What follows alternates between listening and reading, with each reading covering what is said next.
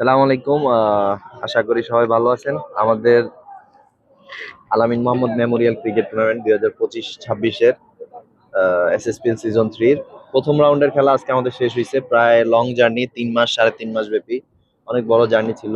60 match. 60টা match ছিল, প্রত্যেকটা টিমের 5টা করে গেম চালানো সকাল বিকেল। আমরা অনেক বড় একটা দায়িত্ব কাঁধে নিয়েছিলাম। আমরা আমাদের প্রথম ধাপ, যেটা আমাদের সবচেয়ে বড় ধাপ, যেটা প্রথম রাউন্ড, আমরা ওটা কমপ্লিট করছি আলহামদুলিল্লাহ। আলহামদুলিল্লাহ। আর আগামী সপ্তাহ থেকেই আমাদের কোয়ার্টার শুরু হবে। কোয়ার্টারের খুব তাড়াতাড়ি আমরা ফিকচার দিয়ে দিব। আর মোশাররফ ভাই কিছু বলেন, কেমন ছিল জার্নি? আমাদের এই জার্নিতে আসলে ক্রিকেটের সাথে যুক্ত থাকা যেমনটা সুন্দর, সবকিছু সুন্দর ছিল। প্রতিটা শুক্রবার ঈদের মতো লাগতো যে আজকে 4টা 8টা 6টা করে আমরা ম্যাচ চালাইছি প্রত্যেক শুক্রবার।